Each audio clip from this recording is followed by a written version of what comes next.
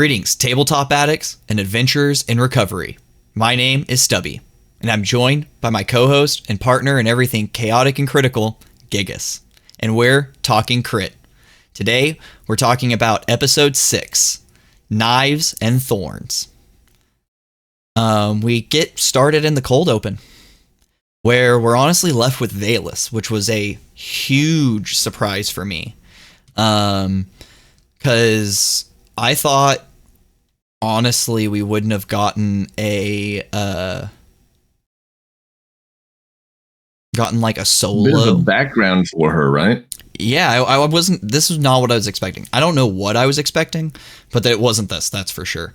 Because we get a little bit of background. We get a touch into her childhood where we see that she wasn't always a drow, which is kind of astonishing. My deep lore of elves isn't super in depth, or I now feel like it's not, at least, because I feel like I need to do some real deep research on elves, because I feel like I've never seen anything about elves changing from one type of elf to another at any point. Like, I feel like this is unheard of, at least as far as I know.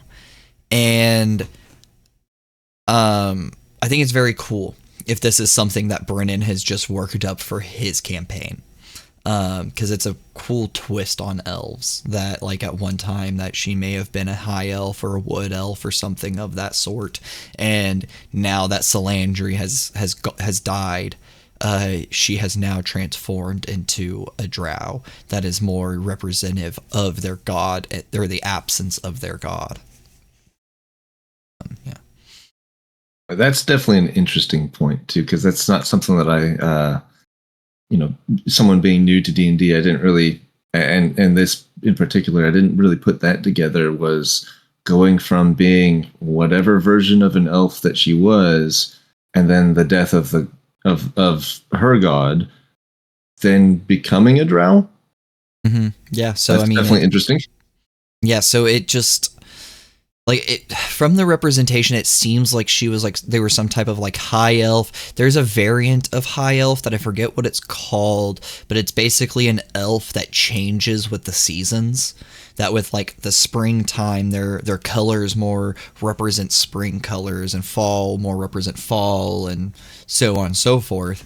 And I think that's more of the elf that they were representing in this flashback.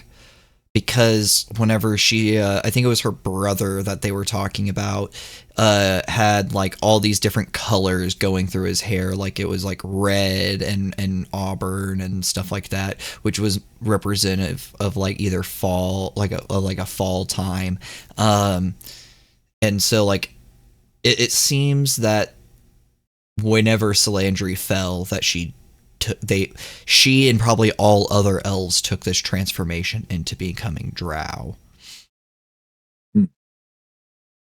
But she then comes from this vision or this memory. Well, first, before we move on from that, she has she's joyful. It's like jubilant. She's dancing and she's joyful. Yeah, there's that. But then also she touches on, well, Brennan more specifically touches on the perfect remembrance art, a sacred thing that the elves did of remembering these memories for eternity. It seems that he's setting it up that elves, that because they are immortal, that their short-term and long-term memory is kind of different from us humans, is that like our short-term memory is like hours and long-term memories is days and years, whereas for these elves, it seems that their short-term memory is like maybe years to decades, and their long-term memory is centuries. So then for them to have things kept to long-term memory, they have to do this kind of like ritual like art. Like it's almost like taking a mental photo in a way. And by doing this, they then like solidify this as like a permanent memory for a longer amount of time, maybe forever, I would say. And that would be their long-term remembrance. Memory. I would say perfect remembrance is like this is eternal. Yeah, unless like magically removed. And that's the only reason I say like basically forever is because like I would say the only way that would be removed is through like a deal with a hag. Yeah. So like that's what I mean by that one. Yeah. But moving on from that, because I think this perfect remembrance thing is going to be probably going to be a theme for Velis throughout the campaign, or at least throughout a arc of the campaign. Yeah, one of like 13 different themes that we're likely to have. 13 different themes that might also change multiple times throughout different arcs of the campaign. Yeah. Right.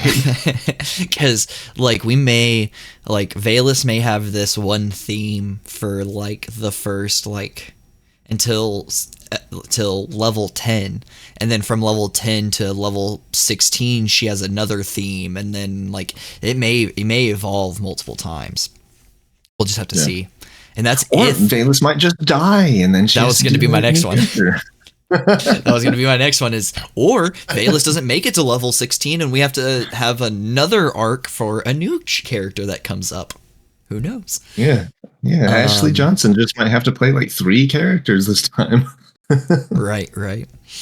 But then she awakens, we could say. She doesn't really awaken because she doesn't sleep, but she opens her eyes to see Octus across the table from her, as they are the 2 people in this 4-person group of the Seekers who does not sleep.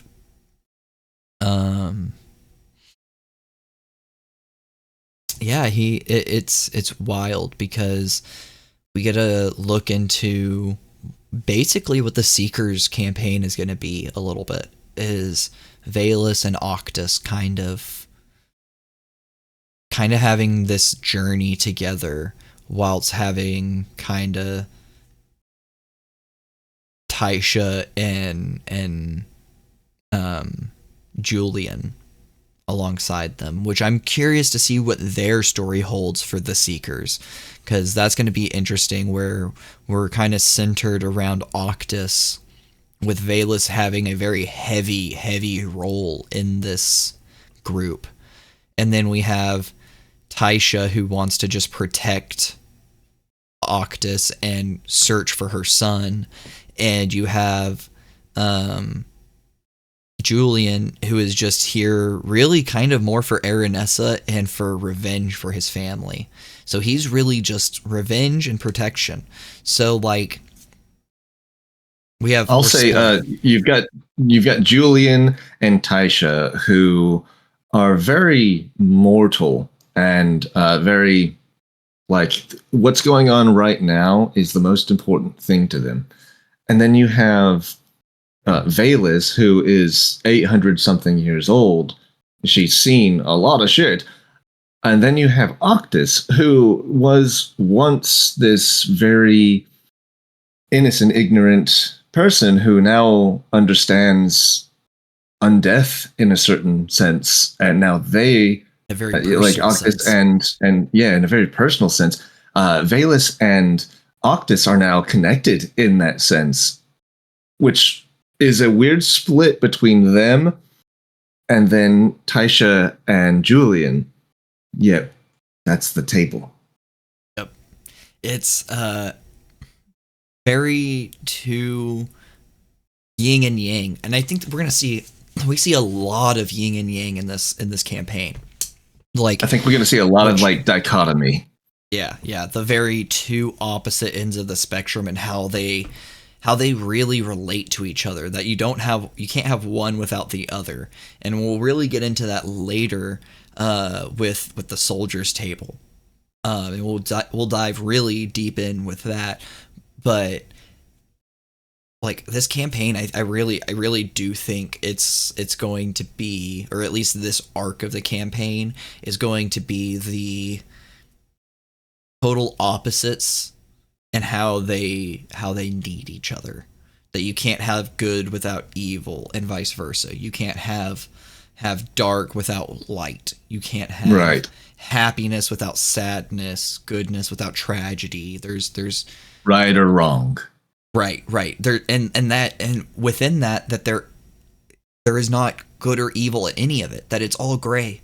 It's all just it is. It is what it is. They're all things. They are not mindful tools that are meant to be evil. They are things that are a ripple effect that causes multiple things. Not just good, not just bad, not just happiness, just not sadness, but all the in-betweens, everything. And we'll see that, I think, a lot in this campaign. Especially this session. But yes. Kind of closing out the cold open, we come to where the soldiers' table is at, in the cottage of Ulbid Morn.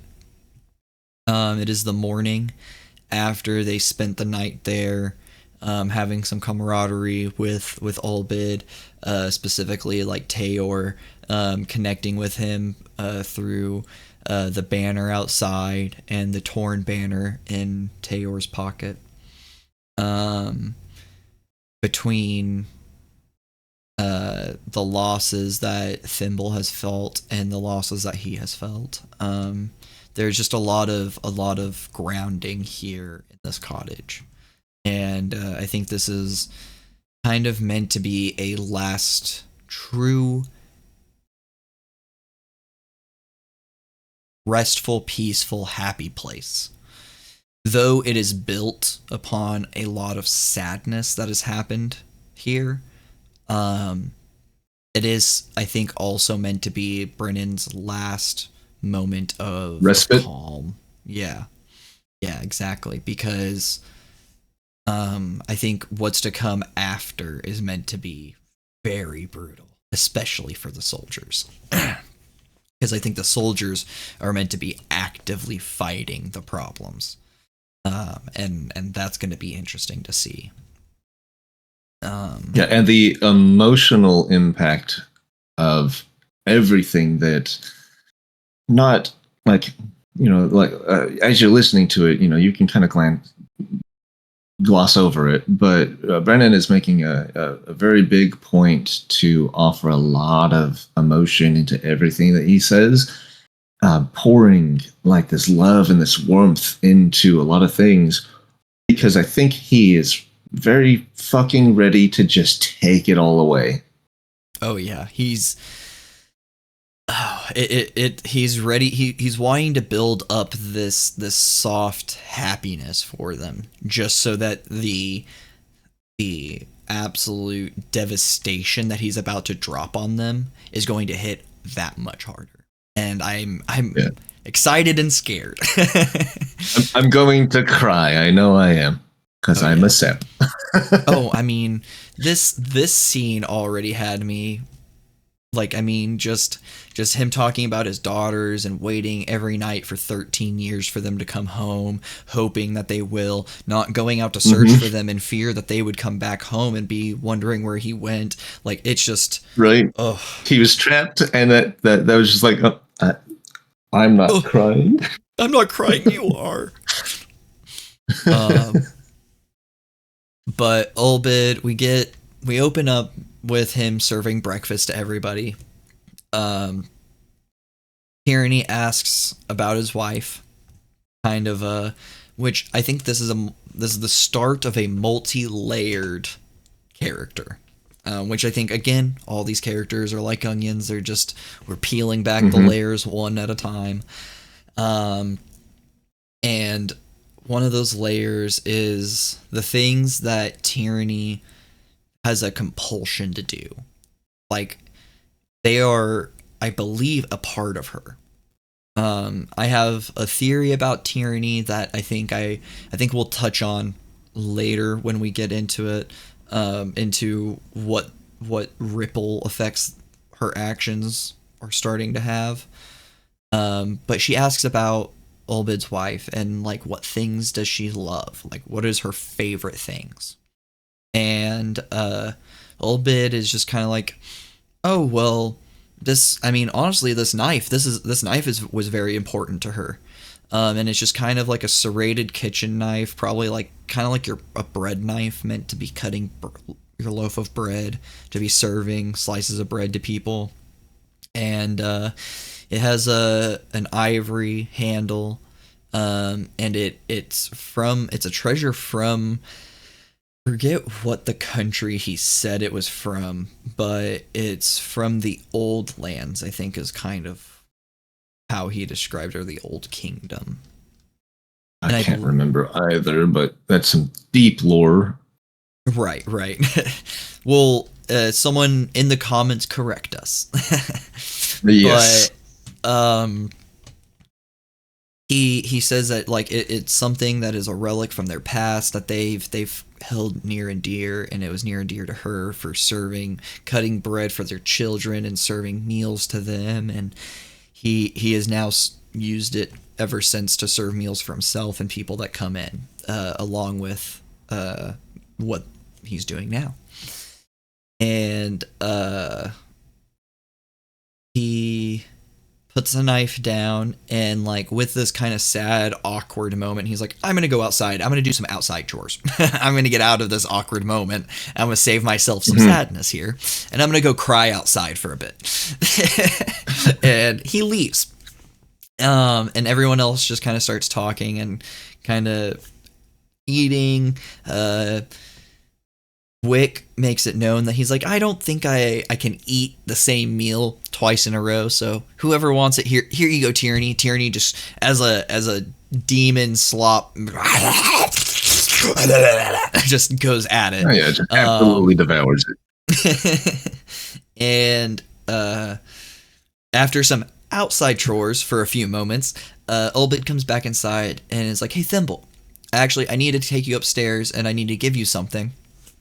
So he takes her upstairs, and starts presenting her the toy sword that he spent some time making a scabbard for out of leather and sharpening it and making it really nice.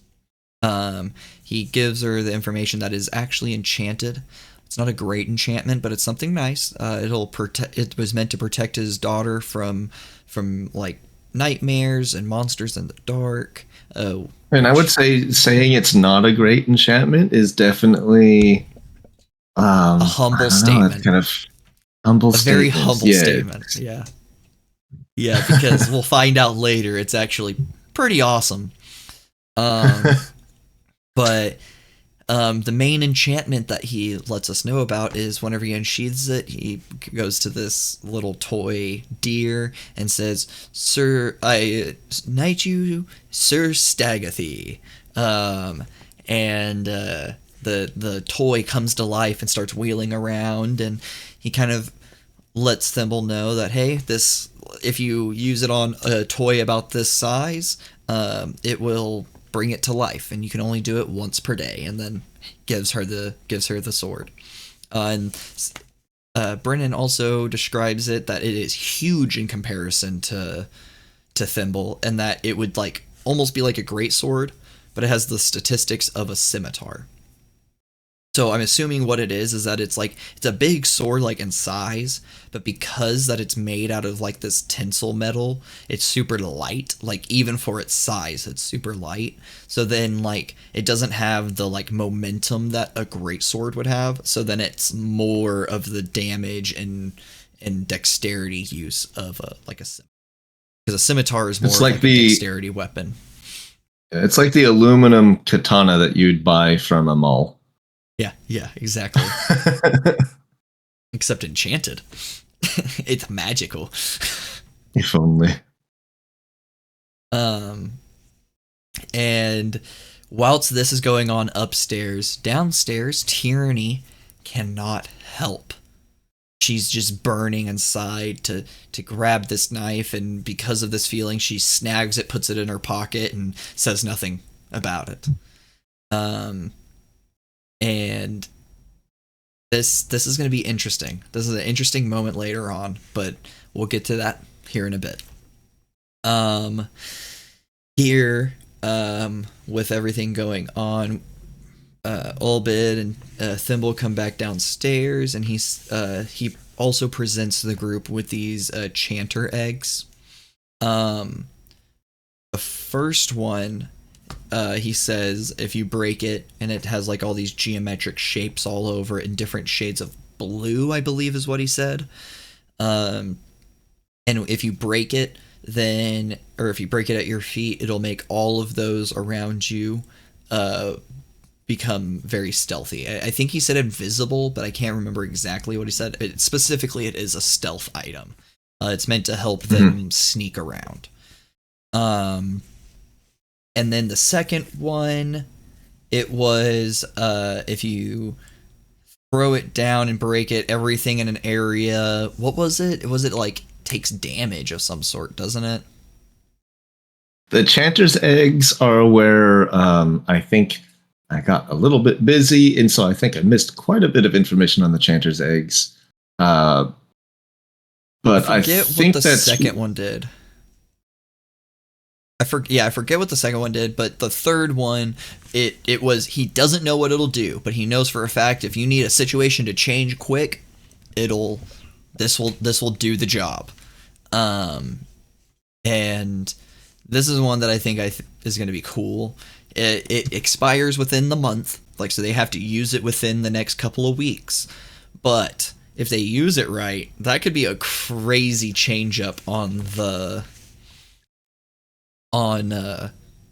some combat or some scenario where they're like, oh shit, we got to get out of here.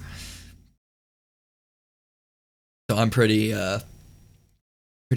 stoked to see where that one takes us.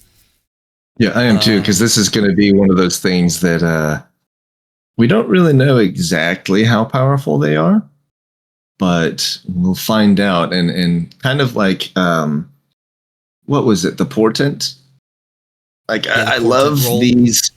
Yeah, I love these seemingly minor things that can happen that can absolutely change the entire trajectory of the campaign.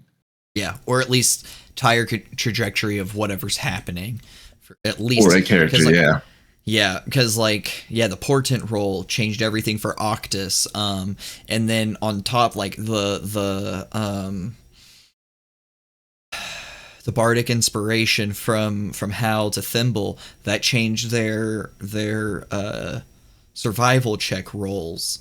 Which now actually, so I said in our last episode, I believe, that I don't know why Wick didn't bless everybody. Now we know why. He can't cast bless because he's not a cleric, which we'll get into more at the end of the episode here. But yeah, that just so much happened here. Crazy. So much happened this episode still. Even I feel like so much more happened last episode than this one, and we got a whole hour extra on this one.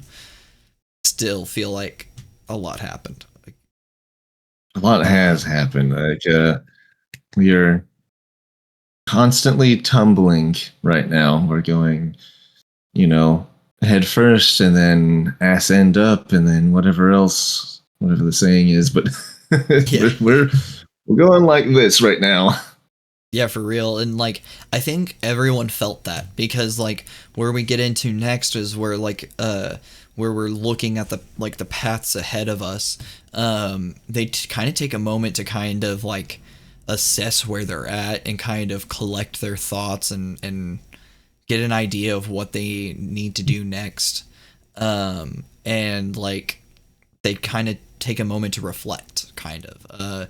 Like Cadigan, Tayor, and Thimble are all thinking about like Casimir and his betrayal and wanting to get their revenge on him, but also with Talsidamir and where he's heading and how much danger he's in right now and how much they need to protect him, especially because of how much that he's done. Like, I mean, he honestly is the one that has done the most for Thiazi since Thiazi's death, if you think about it.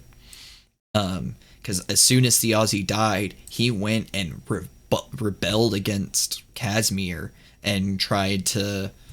It's like, I guess he's trying to go, which that's something we do find out, he's trying to go and petition the lords in... where is it? Timony. It's so many names.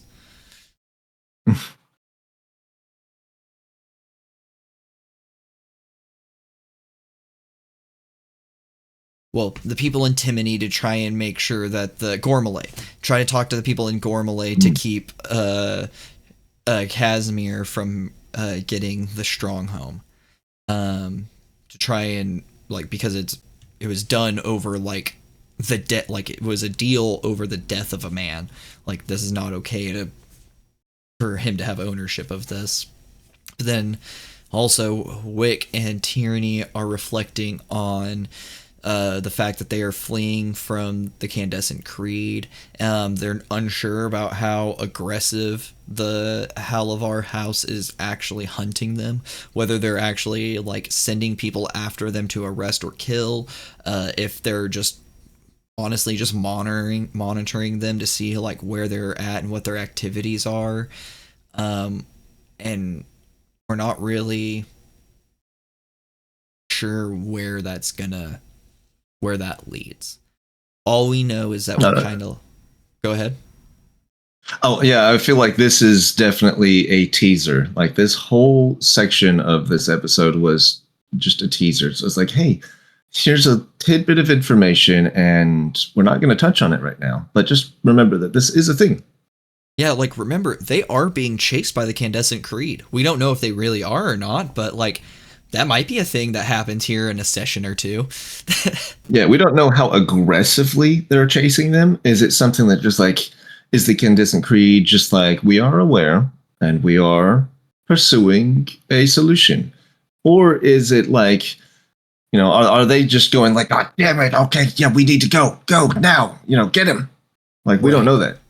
Yeah, we don't know how urgent their mission to get Wick back is. Like, do they really have this backup plan with Wick's little brother that they're just like, you know what, let him go, he's too soft to live out there anyways, he'll probably die? Or are they like, he may have made some allies in the right place and we need to snuff this out before it becomes a bigger problem? I could see, and plus, I could see that being the more likely. And plus, with the whole events with Octus and him,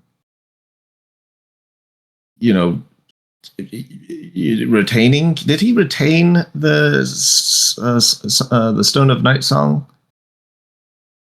So that's something. They yes, I think Valus currently has possession of the Stone of Night Song. Oh yeah, because she used her cloth to kind of take hold okay. of it.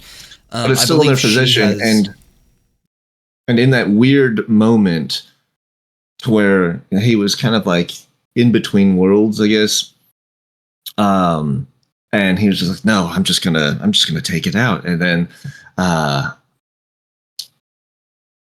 what was the other guy's name? One of the dudes just like you know, was just like, no.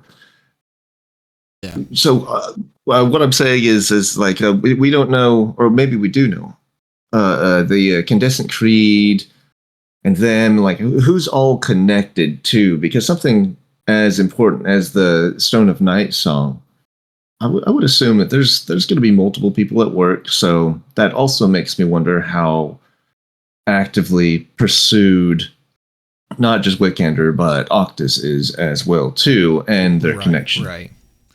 Right, because, like, I mean, honestly, there may, like, as far There probably is a connection, but there might not be. These could be two separate events that are happening. Like they said, all the houses are playing their hands, and they are actively trying to advance their plays. So maybe this is just parallel plays that are happening simultaneously, completely unconnected. Like maybe the Halavar and the Draconuses have no relation to each other at all. Because like maybe they did side on the same side of the war, but even the Photarch of the Halavar house, Wick's grandmother, she even said that the Draconuses are making their moves, and it's hard for us to keep up with them. So it doesn't seem like they are moving in unison as far as like as a team. Like they're not working together. It seems like they work together. Like, we're gonna stay nice to each other. We'll work hand in hand to make a community. But behind the scenes, I'm going to be making plays to make sure that your family has no power. And I think that's what's happening here. Is that we have... Yeah, we'll work nicely together until you're no longer needed. Exactly. And I think that's what's happening, is the Halavar house is kind of becoming unneeded to the Draconuses. Is the Draconuses have gained enough power that they're trying to make plays on their own now, I think. Could be wrong. That's just kind of a light theory. But plus, there's also, 2 less houses of power now, so... Yeah. Because mainly there's not the... there's still the Royce family, as far as we know. We don't know how many of them are dead. Because it was just, that estate is not their main housing point. I think that is just their, kind of like their ambassadors, like their emissary for dol-makjar. And they keep all of their actual, kingdom placed where it's at, in the Golden Orchard. So I think that's because that's where all of the Seekers are going now, is back to the Golden Orchard, or that's kind of a part of what they're doing, is going back there to see how much of the Royce family is left. Did they attack the Golden Orchard and is everybody dead here, or do we still have some type of grounding to start off on? So we'll find that out probably within the next session or two, though. But maybe, yeah. Who knows? We'll see where everything leads up. But from there, do you have anything else to touch on this section here? For this one, no. I think this one's pretty cut and dry. We are gonna have to wait on that one. I think we are going to find out, once Brennan pours forth his mind. Oh yeah. So yeah, let's move on to this next scene where we take a look into the knife's curse. Yeah, and this is where Brennan starts to introduce the interaction, we'll call it, between Tyranny and this knife. He starts to tell her that she starts to have this this feeling, this burning feeling in her pocket, where this knife is at, and whenever she kind of lags behind from the group and pulls it out to look at it, she looks at herself in the reflection of the knife, and she starts to have this vision. Olbe just turning his entire house upside down, tearing it apart, looking for this knife. Just the agony, the pain on his face, the suffering. Yeah, the suffering specifically. And then she goes to this back to this vision of whenever she was first being created, and this quote kind of goes into her mind of suffering is your domain. You will wear many faces. A face can change. A soul remains the same forever. And this, even right now, gives me a little bit of goosebumps saying that. It's just crazy that So this is where I have my theory. We have a living mask. We have a living object, a sentient mask. I think, could be wrong, but I think, which I mean, I feel like this is kind of like a semi-obvious parts of this are obvious, parts of this might not be. I believe tyranny is legitimately the embodiment and sentient emotion of suffering. And that she herself will have these desires to do these different things, like stealing the knife. And what these things will do is they will have a ripple effect, something that we see later on in the session, which we may just kind of skip forward a little bit and then come back. But I'll also say, go ahead. When we were kind of first introduced to tyranny, she said that she was driven by her desires. She also, in kind of in jest, said that she's also just really horny too, which I think was like, okay, yeah, I mean that's funny, but also I think that just once again ties in with these desires. And as we learn more and more, and as we know how, at least I think Brennan is wanting to really make this a tragic tale, at least for part of it, that kind of jest of like, yeah, I'm driven by my desires and I'm really horny, and it's like, okay, yeah, so we're going to take all of that from you and you're going to suffer, and this is the suffering. Like, she's going to lose probably a lot, which also makes me think about what's going to happen to Wig. Right.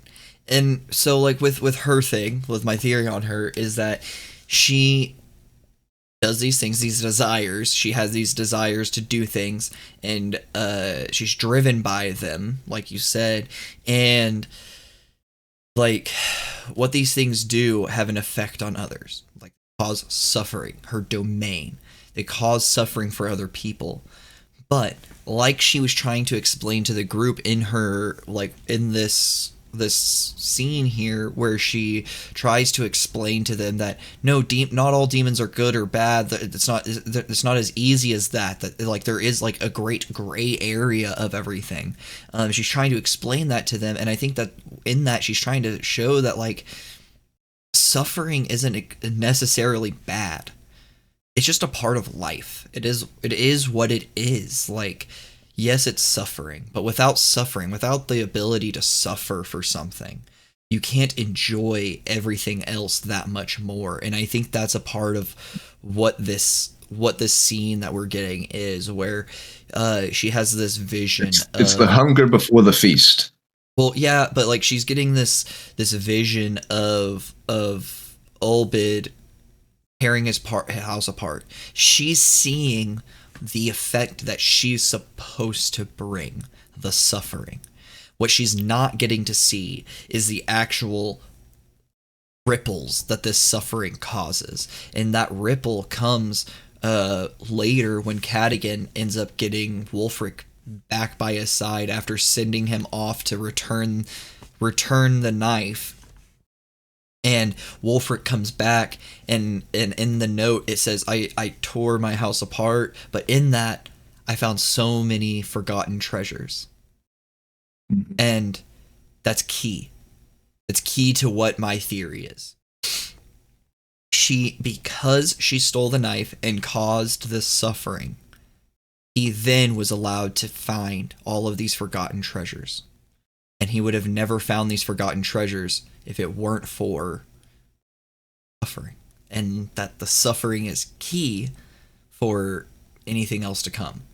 And I love it. I love where they're going with the storytelling of it. And if that's where this is going anyways, because it's showing... I feel like it is, because it seems like there are multiple themes at play right now, especially among each table. And I think there will be multiple themes per table that will all coincide later whenever Brennan's mind eventually explodes into some sort of tragic, epic, beautifully cosmic explosion. Who knows? Yeah, no, I agree. I think it's going to be amazing. I think I think what we're gonna get is this beautiful play. I think this entire thing is going to play out like, I mean, we were told from the beginning that this is a play, that like that the god of war forced the orcs to put on plays for his amusement. The halflings created the sentient masks to put on a play that was powerful enough to kill a god. I believe that this is all going to be in a play format. That this will all, like, all of these themes are going to play out together to make out this giant big story, obviously, but this giant story that all coincides together. Like, all of the themes are going to overlap with each other to kind of weave this tapestry, and it's going to be probably one of the greatest D&D campaigns, or well, D&D's stories to be told. The most complex, I would say, because at this point we really literally have all right, now this cast exit stage left, and we're going to bring in these people, and then they tell their story. It's like, okay, cool. So we are really on like an old Broadway set right now, and I might have to come back next week just to even finish it. Right. Yeah, it's I can't wait. I can't wait to see what all of this unfolds into. But then also with this, we because to move on from my theory into more of the scene that we've got in front of us, because of Tyranny's actions, we also get a look into Cadigan's personality and his honor and his anger a little bit, because he does explode here, and he takes the knife from Tyranny and writes a note, wraps it up, and sends it off with Wulfric to take it back to Ulvid. Obviously, later we find out, which we'll go ahead and just say this now, later we find out that he only sent the handle back, that beautiful ornate ivory handle, which I think this is letting us know that his morality. He's not okay. He's okay with stealing to some extent. He's okay with all those things. He's not okay with causing emotional harm to a man that just did them a great deed. And he needed to at least reconcile the emotional damage, sending back the handle and a note, letting Ulbid know that, hey, we are the ones that took this. You didn't lose it. We have it. You don't have to at least wonder, And this is the thing from, that was like a relic of his wife. And so whether he had the morality in the first place, or it was when Tyranny, queried about his wife, like, this is something that was too important. This is something that, no matter what kind of thief you are, if you have any sort of honor, at least let this man have that. Yes, exactly. But with that, and with them not seeing what's coming, Cadigan does send Wulfric off and sends him away to return what at the time we believe is the entire knife back to Ulbid. And one thing, I don't know if you caught it, and I don't know if anybody else caught it that's watching, but something that Cadigan did in that anger moment is that he got angry with her, and he was like, you stole this? You took this from that man? And she was like, yes. He then says, do you want it? I don't know if you noticed that. He asked specifically, do you want it? And then Tyranny replied with yes. I'm curious if she replied with no, not really. I don't know why I grabbed it. Like, if she would have just said it that way, I wonder if Cadigan would have just sent the whole thing off. Because I'm curious if a part of why he kept the knife of it is because Tyranny answered with, yeah, I want it.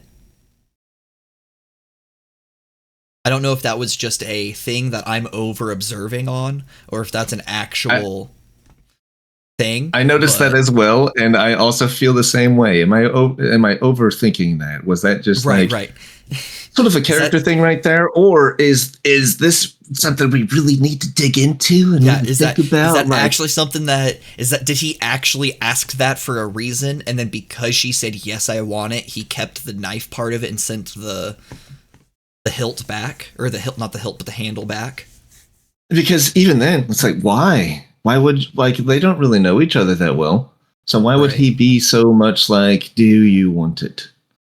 Like, what has she done for him? And what, I don't know. Well, we don't know. It could just be overthinking. It could be over-analyzing things, because that's what we do. But yeah, but it's Brennan. It's just food for thought. It's D&D. Well, I wouldn't say it's Brennan. I wouldn't say it's Brennan, because this was fully like a Cadigan thing. Robbie. This was that's why I say it's D&D. It's like, it's all of it. So because he was the one that was like, because like, if you saw, I don't know if you were fully able to watch this part of it or not, but Cadigan fully, or Robbie more, fully hid this, and I love that he did this, and I'm okay with this in my campaign for my players to do this. Like, you guys, you're fully welcome to do this. Fully hide things from me if it's not going to be like a big change to things. Like, he literally hid the fact that, like, I only sent the handle back. That was not something Brennan knew about. Robbie kept that to himself until the note came back, and then he said, what you'll notice is XY, like that I only, like, whenever he unwrapped the note, only the handle was there, and then you could see on Brennan's face of like, you motherfucker. Like, I only got to listen to that. I didn't get to watch it. So fucking awesome. So that was fully Robbie. That was nothing to do with, like, Brennan had no clue. Like that, and I'm not trying to like say so there was no collaboration there. This was just something fully Robbie was pulling. Awesome. So like that even more made me think, like, was that question to tyranny, like that's what drove me more to think, like, was that an actual, like, is that something we should have paid closer attention to, and that we need to look for later on in the campaign? So that's why I bring it up, is just to keep note of it. That is food for thought. That really it changes things. Sparked some thoughts. No, yeah. If you because like originally I was like, oh wow, okay, Brennan's in on this, and then I look over at Brennan's face, and Brennan's just as astonished as I am, and I'm like, oh, awesome, good job, Robbie. You caught him off guard. Oh goodness, I am loving Cadigan more and more, and I'm loving Robbie more and more. Like, yeah, the dude is like, I think he's only been playing D&D for 4 or 5 years. It was 4 years. Yeah. Yeah. So like he is like, he's on it. Like, he is on it to make it to where, like, this is going to be like something special, like, because like they're all doing like for example, that being able to, I know when to lie to the DM, right? Because it's not such a big deal that it's going to change everything, or he's going to have to retcon a lot of things or whatever. It's just, he may have like had a plan for that knife to cause destruction at Olbid's house. Now it's not going to.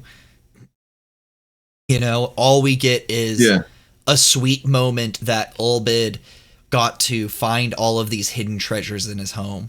And we know Olbid is probably going to be safe now, at least from the party.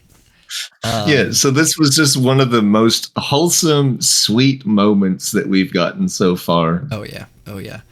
Let's see what comes up next. Right? Because of that, yeah. because of all of this like distraction, it seems they didn't notice that they were actually walking up on an ambush of sorts. They come into this area where, in Fey writing in the air, they see that there's a, not Fey writing, but in Sylvan carved into like a kind of like, I think it was, I can't remember if it was like on a tree, or if it's like like sticked into the ground from a post, or if it's just literally floating there. I don't know exactly how he. I thought it was on a tree. Was it on a tree? It was kind of hard for me to understand what he said. I thought it was on a. I thought it was actually on the tree. But basically, it was like a board saying like, "Hey, this is the boundary of Hawthorne's Glade. Beware," essentially. And because they did not beware, they then were attacked by a fey ambush of pixies and just different fey creatures. Who fear the big people. Right. And with this half combat, we'll call it, we get a few very cool things. I love a conversational solution to the outbreak of fighting. I love it. So like whenever there was fighting that started out Tayor hitting the pixie and all things going on, but then Thimble coming in and being like, hey, stop. Like cousins, like trying to get them to like stop fighting each other. Didn't roll high enough. But then furthermore, I love the idea of she rolled, I think it was a 13, needed a 15. And then based on that, because Wick then turned around and used his turn to like produce light and try to create this friendly presence to end the fighting, he then lowered the DC for needing things to go in their favor, and because of Thimble doing what she did and then Wick doing what he did, Wick got to have I think did he nat 20 that? Is that what it was? Or was it that he just got well above the DC limiter? Oh shoot. I don't remember if he nat 20 did, but he definitely did. I think he rolled really high, and basically like he sprouted these ethereal wings, floated up into the air, and then all of the beings around kind of looked at him in awe of like, what is this? Is this a god of light? Like, oh my god. And had a little moment of kind of astonishment with which then we have this like revelation that Wick is celestial, that he is possibly an Asimir of sorts or something of that liking. And I love that we have all of this mystery behind Wick. Like Wick is this like very simple enigmatic character. Yeah, he like as a personality, his character is very simple. He's a very silver spoon, gentle, intuitive character. Yeah, but might explode into a god. Yeah, literally. Like he went from like, oh, we just think he's a cleric, to oh, he's a sorcerer, to oh, he's a celestial. Oh shit. Like there's just so many layers that keep unfolding there. Like I mean with every character, but like this one is just in a very, very different way.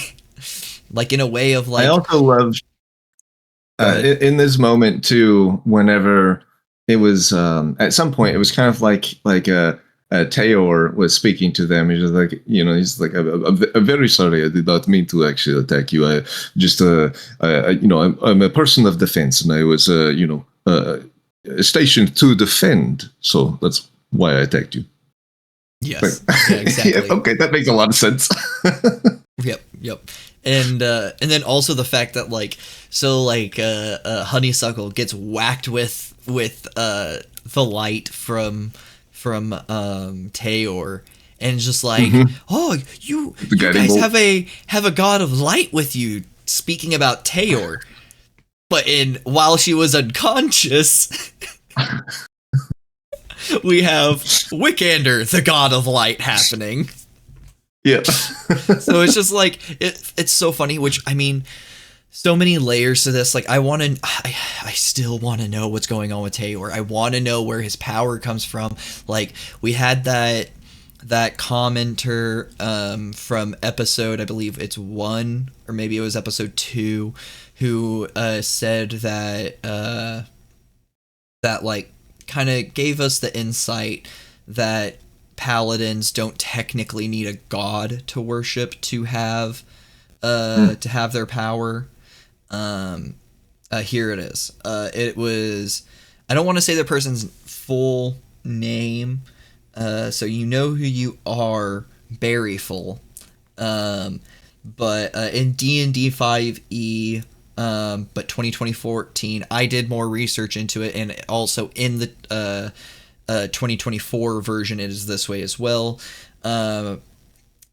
Paladins get their power from their oath, not a god. So the oath that they bear can have enough power to give them strength. Now, yes, that oath can be to a god or to a godlike being, but typically it's just an oath. It's an oath that is powerful enough to bring about power.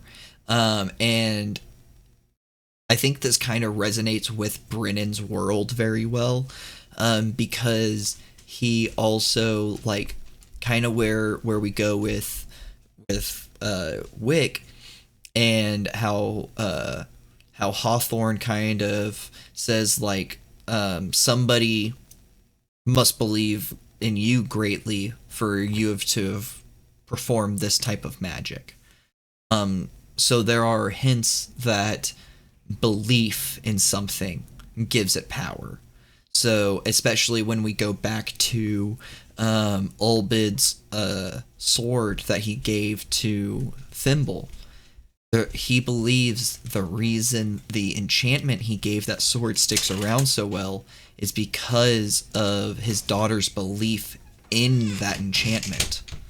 And that kind of, it all feeds into the same idea that believing in something gives it power. And I do really like that idea within his world. Yeah. And kind of like what you're going with that, just the word plays, we have Tayor Pride Sire. I could see him being an oath sworn. Okay, yeah. Which, I mean, that would totally make sense. I just think that sounds cool. Yeah. That, or it could be like a whole home, or not homebrew, because it's technically none of it's homebrew because it's made by the creators of D&D, but they could have made him a whole subclass for himself that is based around like his oath to honor or whatever, you know. Yeah, but we'll see what happens. We'll with that. find out. Yeah, but do you want to move on into Hawthorne's Glade? Or do you have anything else you need to say about this section here before we go on?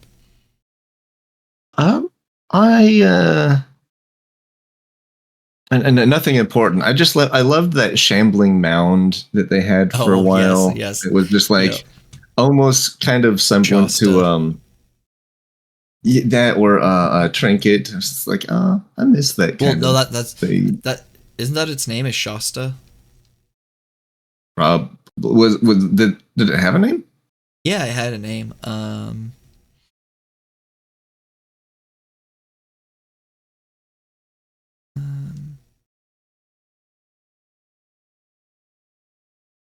mean, either way, if it was Shasta, then yeah, I liked Shasta because it reminded me of Trinket. Yeah. But other than that, it around. Okay, yeah. So, yeah, but no, I think I'm good. Yeah, then let's move on into Hawthorne's Glade and further on. The Fae kind of lead them into the kind of like clearing into what is now what you can see Hawthorne's Glade. In the center of it is a hawthorn tree, which is literally what is Hawthorne, the dryad. And then out from it we have like kind of this entire community that has like he describes, or he says, a lake, but I would say I want to say it's probably more of like a stream or a river, because lake implies that it's man-made. and I wouldn't imagine fae are built up around a lake. I would assume they're around a river or a stream. But probably, as well as it doesn't sound like they maybe do a lot of like fishing or hunting or anything like that, because they're trying to avoid a lot of Leaving the contact with glade. the outside. And so a lake would also be a great place for the big people to come and get fresh water. Right. So I would assume, I want to say it's probably more of like, even though he says a lake, I want to say it's more of a river or a stream, probably of a bigger, pond. Yeah. Well, I wouldn't even say a pond, because I think it is running water, but either way. Semantics. Oh, and that's a question I had actually. So there's like hundreds of beings in Hawthorne's Glade, right? I'm not sure. I would assume I think that's what he says is around like something like hundreds or something. And so that's something I was unclear on, that I just like probably lost while I was working. So is there? It's not just fairies; it's also all fae, like pixies, all fae, yeah, all fae beings. That's why there's also Sallow here, which is the hag, which I think is a sea hag, which is odd. Okay, yeah. So I wanted to be clear on that. If like it's like this is all fae. This is a fae resort. Yeah, so like basically that, or like just a refugee camp for the fae. And that it's just kind of, they all have like an understanding, like, because like not all fae beings are good, as hags typically are not like friendly creatures. They're usually like chaotic evil. And eat children. We have the moon crystal. No, well, that's in the tree of Hawthorne's tree. Because that's what sustains like the fae magic within Hawthorne's glade. Which is also something that, like, at least me, we don't really know much about, right? Not a whole lot. I would say that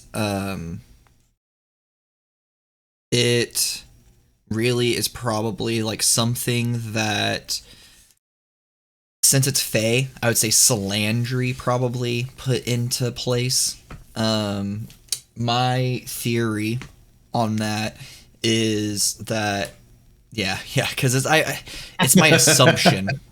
It's really an assumption, not so much a theory, that because it's connected to the Fae, which are also elves, are connected to the Fae, that it might have been created or somewhat created by Salandry, and that she, to have a connection between her Fae realm and the mortal realm, she created the dryads, I want to say.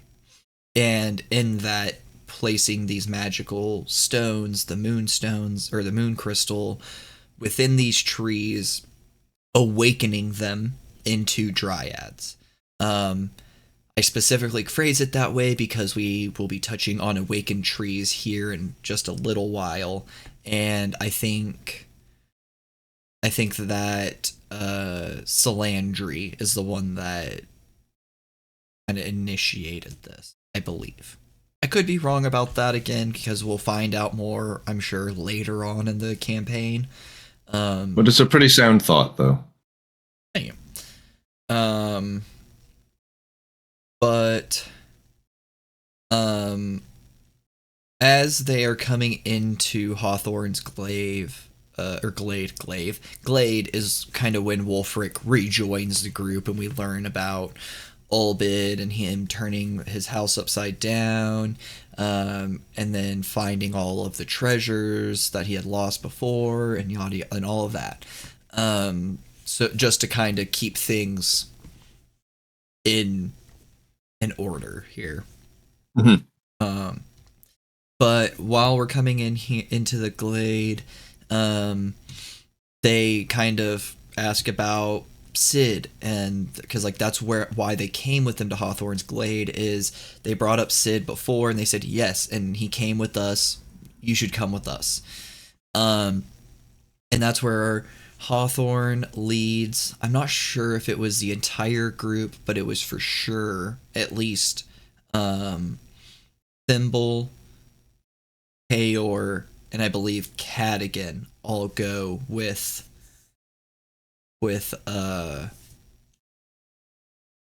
Hawthorne to speak with kind of what they have is like a trio of leaders between Hawthorne, Subri, and Sallow. Subri, I apologize. I cannot for the life of me remember what Subri is. Like if she's some type of pixie, what she is. So if you guys want to get in the comments below, let us know, because we were talking about it before we started and we couldn't find it fairly quickly and we couldn't remember it, so we're gonna leave it up to with you the little guys knowledge that I have, she sounds like a hag, but surprisingly friendly Sallow. hag is what I know. Sallow is the hag.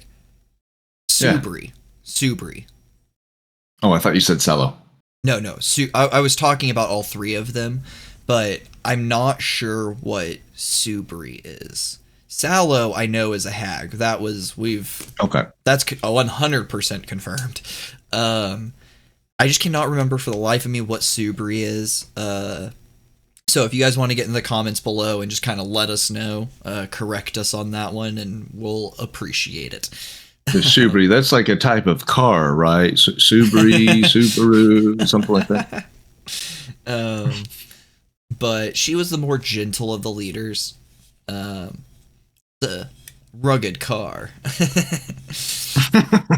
But Hawthorne, she's very benevolent but stern, but she's very torn. She's not really sure what's the best route for the Fae in this scenario, where they don't really have a home to go back to, but also there's threats no matter what choice they make. And then there's Sallow, who is a hag that doesn't believe in the route that they're taking of separating themselves from the big people. Sallow probably believes that she should be off on her own and let these Fae go off with the big people, but I feel like Sallow kind of feels an obligation to help them because they are all Fae, and that because there's nowhere else for them to go, I feel she feels an obligation to look out for these beings around her. Yeah, the way that her dialogue has been worded, it also seems like there's an obligation for sure, but I think there's also a longing to connect. Yeah, because she is kind of how Brennan put it. She has been othered for a long time. So for the most part, because even though she is Fae, most Fae are pretty and cutesy and stuff like that, and hags are not. Hags are very ugly and disgusting creatures. So they are. I mean, that's a perspective. Exiled. I mean, yeah, but like in comparison, that's the right. Yes, the site. They're perceived as disgusting creatures. And yeah, exactly. But in this little kind of communion with the leaders, they find out that Sid was here, but he was here 2 days ago. And he, being a big person that infiltrated the Hawthorne's Glade, was sent off to the Wraith Tree, which is kind of their way of execution. It's their way of avoiding getting blood on their own hands. Right, yeah. So what they do is they send people off to the Wraith Tree, which we'll truly find out what all that is here in a bit, but basically it means death. Like, there is no coming back from the Wraith Tree, especially alone. And, but with that, Hawthorne also orders that the group has to leave by nightfall. that they are not welcome to stay in Hawthorne's Glade past the night. And Which I thought was interesting, but also makes sense. But despite the help and protection that they could offer, there's also the inquisitiveness of them and the intrusiveness of them. So it's just like, hey, thank you for everything you've done, but also leave by nightfall. Yeah. And I think a part of that also is Brennan's way of, like, this group has kind of shown that they like to, even though there's a mission ahead of them, other than Cadigan has been the one that has reined them in this entire time. But, like, other than Cadigan, this group has shown that they are okay with lollygagging a little bit, which is not a bad thing, because it's a game that they're supposed to enjoy together. But also that there is a mission set ahead of them that has a kind of a time-pressing matter. And which we've seen in other stories before, too, to where it's like, oh, you know what? We should have time. You know, I would like to go and like purchase this one thing real quick. It's like, okay, well, go ahead and take your time to purchase this one thing. It's like, cool, yeah, I go do that, purchase it, come back. It's like, hey, during that time, someone died. It's like, what? Okay. So I could see that happening as well, too. Yeah. So, like, because they've lollygagged too long at all bids, and then now with Hawthorne's Glade, maybe Sid dies because of it, you know? Like, and Cadigan is trying to make that very, like, obvious to the group by, like, being like, hey, every second we spend here is leagues that he's getting ahead of us, and time that is spent him dead, you know? Like, we got to get a move on. Let's go. Like, this is good that we're doing this, but hey, time is of the essence. And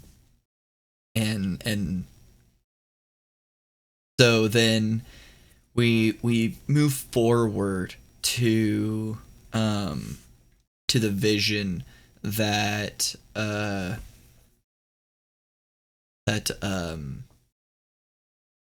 Sallow has, and the deal that they have between Thimble and Sallow, that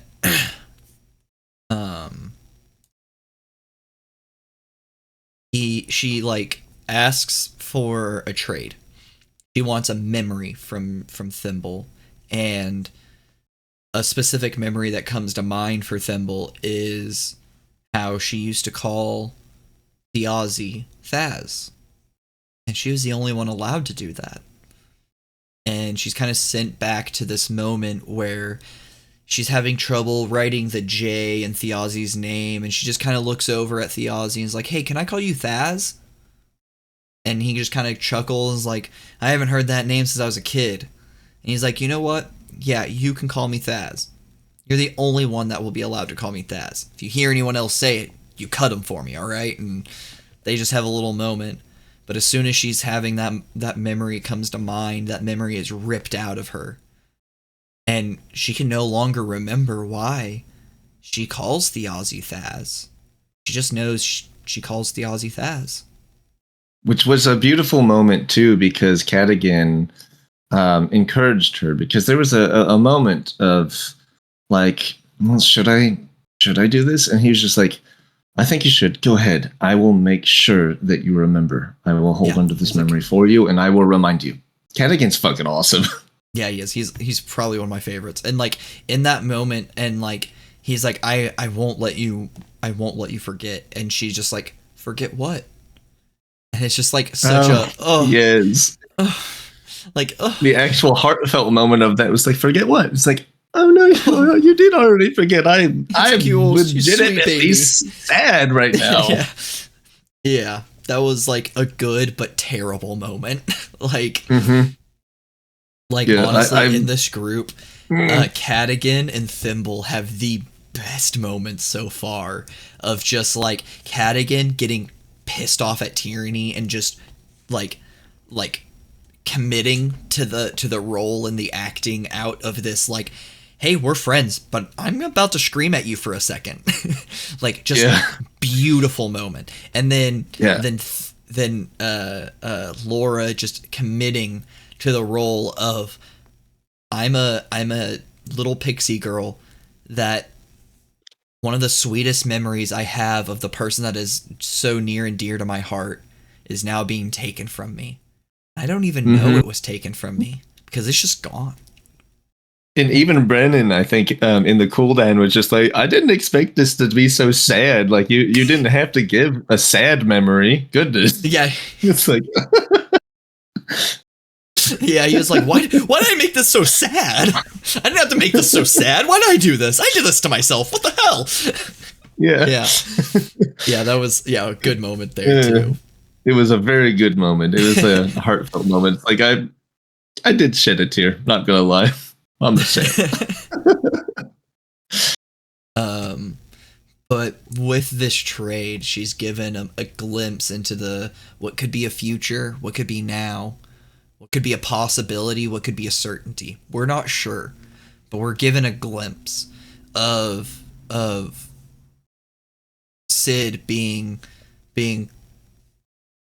clapped in irons and loaded into a wagon, and then the Draconis family handing money and a deed over to Sid or to Casimir, and him kind of like basically just spitting on the name of Thiazi and just, I'm happy to see him gone. I'm gonna be happy whenever I see the smirk fall off his face when that rope snaps taut. We just get this very kind of ugly image of Casimir as well. Casimir's hatred for Thiazi is for even more exemplified in this vision. For whatever reason, but it's like, wow, this guy is like almost psychotic with how much he hates him, but we don't really quite know why. Yeah, it's unclear. But we see that, and then so like from there, we're brought to where everyone's kind of understanding we have to get to the well, actually, sorry, we skip over Tayor's moment. He has this moment with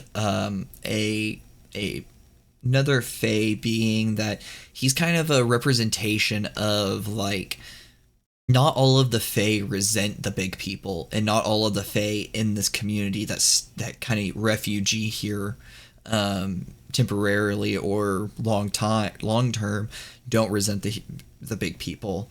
There's a guy that that was on travels back to Dol-makjar that actually had a letter for Thiazi that he actually gave to Tayor to be given to Thimble,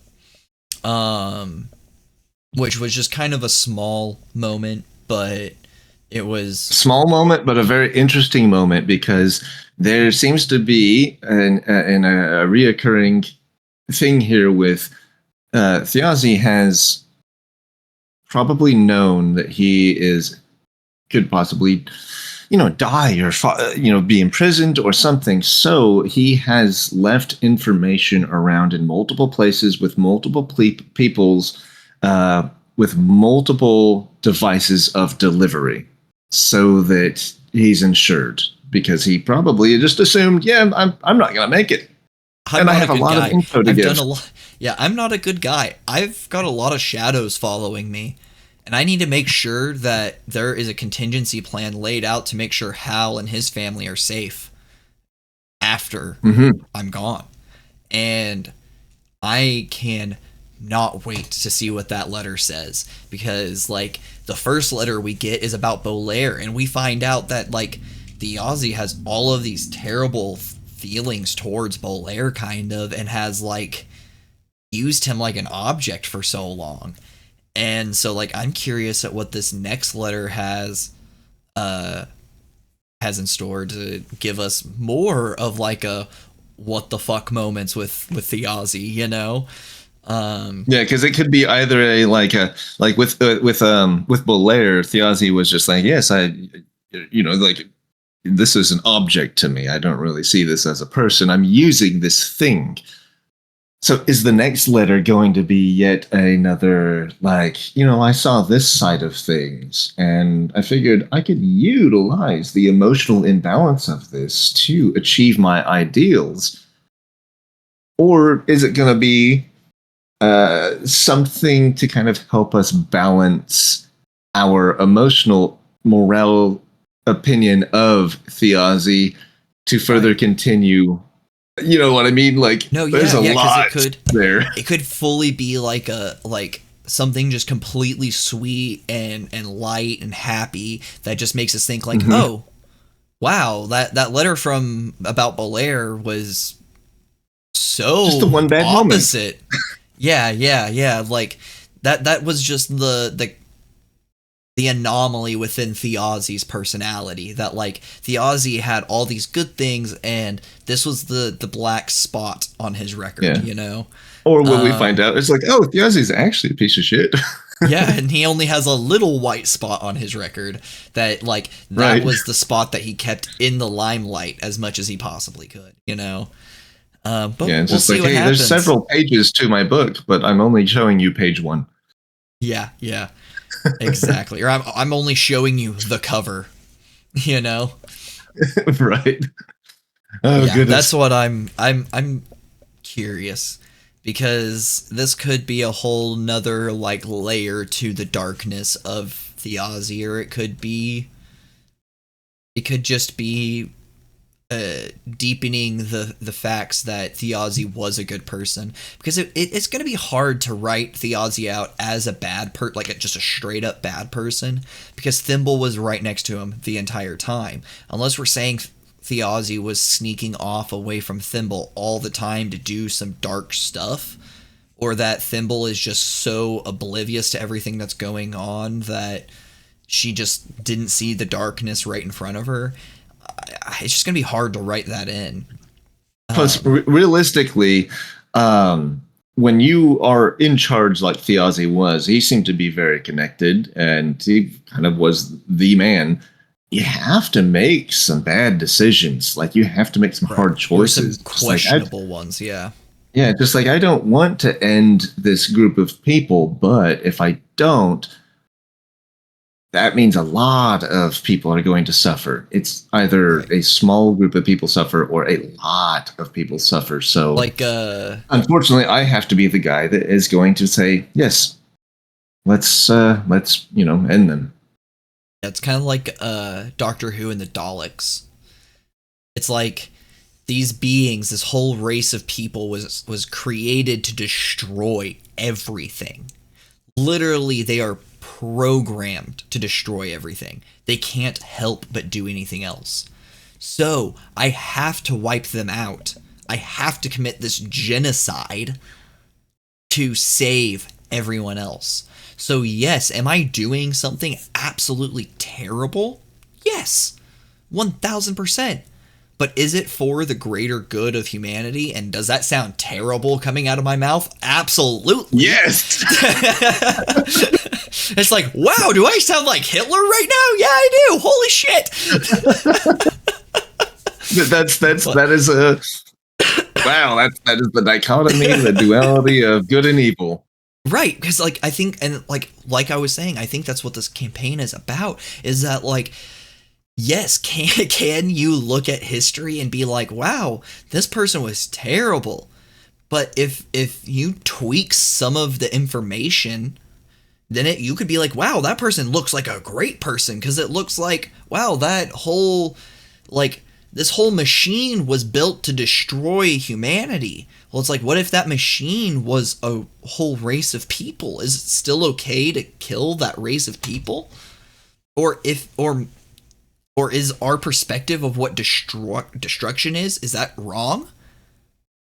Is our definition destruction need to be reworked? Yeah, ethics and morality. Who are we to decide what's right or wrong? Right. Like, I mean, we kind of like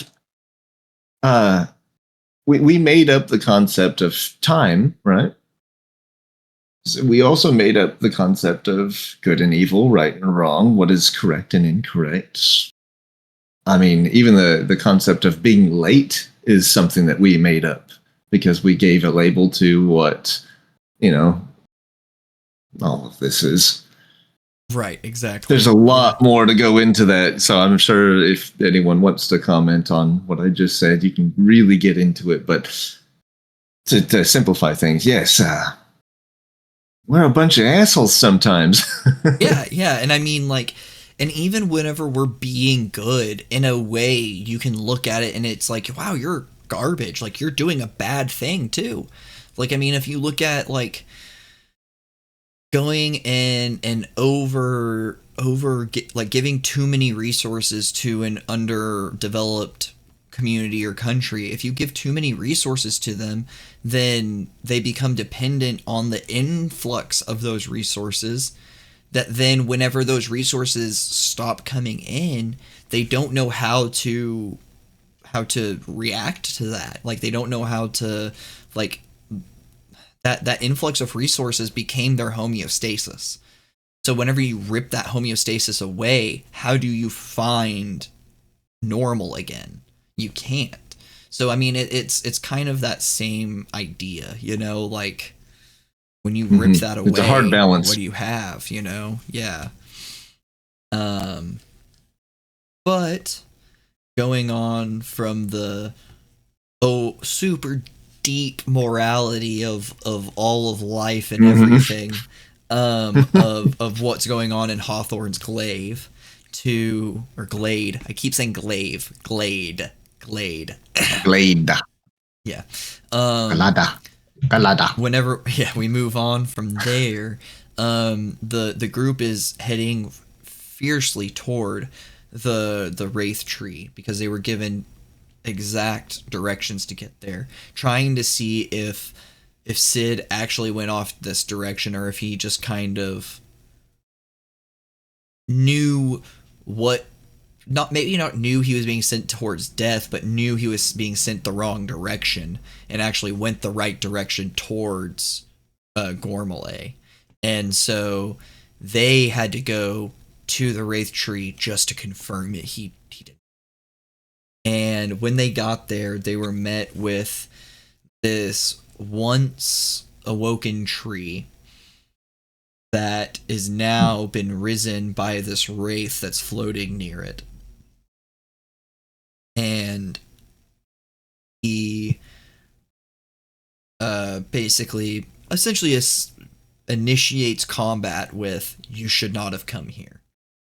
And all the undead zombies crawl out from the darkness and come from the shadows, and they start having to fight for their lives, as Brennan literally describes hundreds of undead start coming up from the shadows. And this is actually where we find out that Wick is a sorcerer, because he starts using, I believe it was sorcery points to do to be able to quicken spells, and I forget what all he uses, but he said something too. When he uses Halavar's luminous lash, he said that this is just a reskin of another spell. What spell was that? I couldn't really tell you, to be honest with you. It could be like Thorn Whip, you know, for all I know. Oh, I think it was. Actually, I think it was something that Keyleth probably used. That's what I'm thinking. That's what I would know it from. Because like a reskin could literally mean it's changed the damage type and what it looks like it does. So instead of like growing thorns out and yeah. Yeah, there was something. It was some sort of binding, but he said it was a reskin of whatever that was. That's probably just me really digging too deep into like the little things That's that what are we said. do. But yeah, that's what we do. Yes. So you're doing your job. Yeah. But it's a very eventful combat where everything goes back and forth. We have a moment where Kat again gets with Wolfric, and they create a magical bolt. He tries to make another bolt, but it fizzles out and it doesn't work. So we start to see that Cadigan seems to be trying to grow and build off of his magical abilities. So I don't know if that's a multi-class or if that's just a ranger subclass that he's that is a magical, like a magic heavy subclass.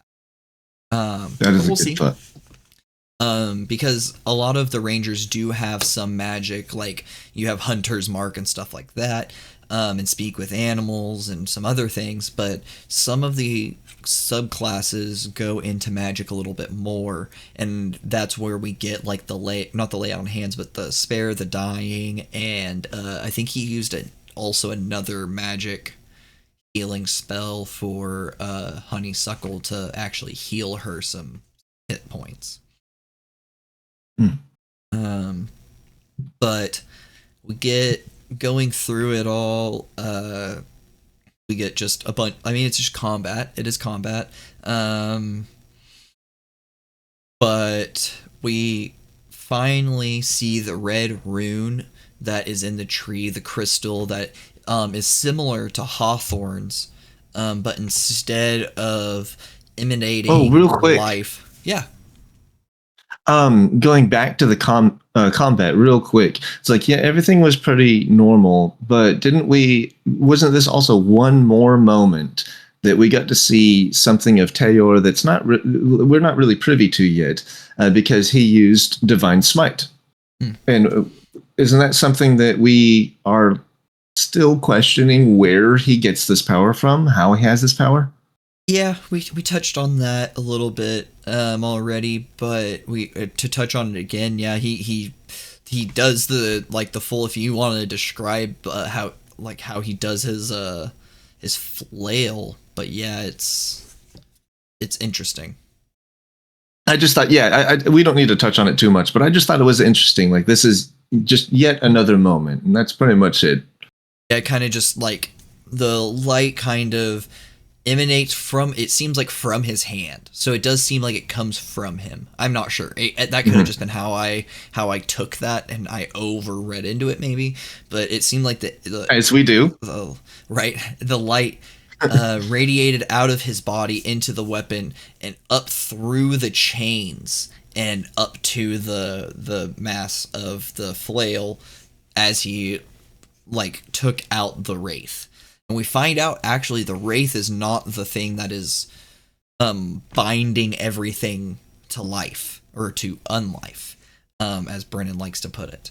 It is actually the tree, and where that rune that is in the tree, that it's kind of similar to Hawthorns, but whereas Hawthorn's crystal, the moon crystal, emits life and prosperity, this echoes death and rot, and it's just this red rune that I think it was Wick that makes the connection that this is the conduit to all of this death, and that's where Thimble rushes to try and basically, they set the tree on fire.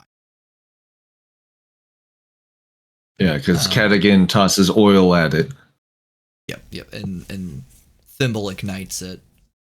And after and this is actually where we learn that how many of the undead are there, that the hundreds of undead shriek and then collapse, ending the combat immediately and giving us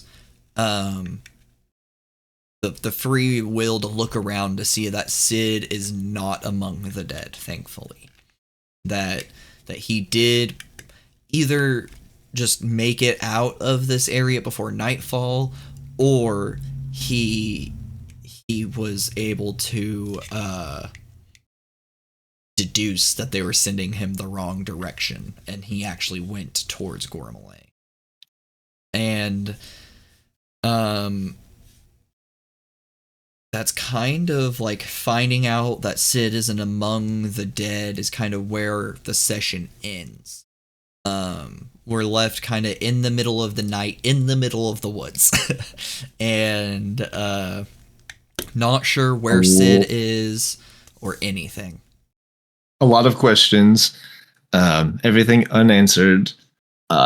Everything that was answered for us has given rise to more questions that are unanswered. And so we are yet again left in like this limbo of what the fuck. Yeah. Which, I mean, end of sessions is always going to be that. It's got to be a cliffhanger. It's got to keep you wanting more. Which, I mean, we so do. Ready for Thursday. That is for sure. Is there anything of this combat or the ending of the combat that you want to go over in any more detail at all? Nothing that I want to go over. The only thing is, like, I'm just curious. There's just a curiosity. This is not important, but what would have happened if they didn't decide to burn the tree? What was Brennan ready to do with hundreds of undead? Just end the campaign? Well, it wouldn't have ended the campaign, because here's the thing. They're not, honestly, if we're being completely honest, they are not the most important table. They're probably the least important table. I know, and that's such a hard possible truth. That's a hard pill to swallow. Yeah, it's a hard pill to swallow, yep. Because it's Taylor, who has no real important connection. Thimble's only important connection is Theazi, but even she doesn't know a whole lot of information, so she's sadly kind of not important to, like, continue things. Cadigan is an outsider and has been a loner for a long time, so he's not super important. The only ones that I really feel are, like, kind of important to the mass Wickander and Octus? Well, Wick is really the only in this group, is Wick. Because in this Tyranny, group, yeah. Tyranny could die and things would go on as normal. Wick is really the only one that if Wick dies, then the world changes. I wouldn't say the world so much as changes, but like we lose a whole connection to the Halavar family. Yeah. And that was like a big driving force within the politics of the world. So, not that we need Wick, but he was probably the most important as far as plot goes, and he's still not super important as far as plot goes. So, like, this whole group could have died, and that's where Brennan says, like, the bumpers are down. Like, we're not playing this on easy mode. Like, you guys could fully walk into a level 20 zone at level 3 and fucking die. And that's, like, I feel like they walked into, like, a level 8 zone at level 3. And honestly, made the right decisions that kept them alive. I think the two choices they had was run and just hope that Sid is in Gormalay or on the way, or do exactly what they did to succeed in that combat and find out Sid is not there. Those were the two options, or they would have died. They would have died. Because it seems like, as you know, as a lot of people do, but it seems like Brennan has at least 3 options for every path that he presents. Or at least every option, really. Each option has 3 options. So, like, the option of actually going to the Wraith Tree, it had 3 options of fight, run, or not go. And then, if you fought, you could have fought until the end and just got super lucky with getting super high rolls all the time, killing all hundreds of the undead, which is very unlikely. Right. Die, or do exactly what they did by destroying the conduit tree and making all of the undead fall. I feel like that's also like that's just him knowing his people and knowing, all right, I know they're smart enough, and like this is like we're not fucking around with this. Like this is a game. This is D&D. We're having fun, but also I know they're not fucking around, so I know that I can put these options and these avenues of thoughts in front of you, and I know you're not just going to be like, you know, like, oh, I'm level 3, there's a dragon, let's go fight the dragon. It's like, I know you're not going to do that.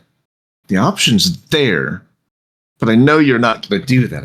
I'm trusting you to not make the stupid decision. To try and search for the better option. Like, oh shit, It seems like the undead are never ending. What's the other options other than fighting the undead? There's this big tree here that seems to have a glowing rune in it.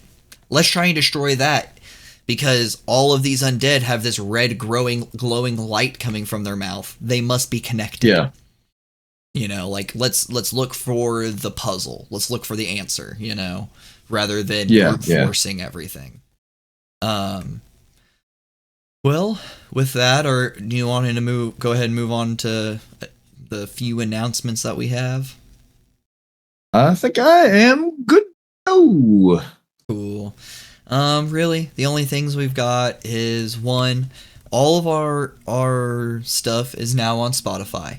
So you can find us with Talking Crit, or with our Ashen Realm actual play podcast, where I DM a session with Gygis here as one of the players, along with Understood. Hi, Dorim. Yep, and alongside our other 4 players. We have that on this channel here on YouTube, Adventures Anonymous, or look for Adventures Anonymous on Spotify, and any campaign that we will run will be under that umbrella. But further that, we've really enjoyed doing this for you guys. We've really enjoyed doing it for us, to be honest. But to continue getting our name out there, to continue growing our little community that we have, please do try to like, comment, and subscribe. It helps bring more people to our little recovery group for adventurers. But for now, I think that'll be it. Yeah, I think that's going to do it for this week. So, as always, until next time, keep your rolls high, your hearts full, and remember to keep talking that crit. Bye, guys.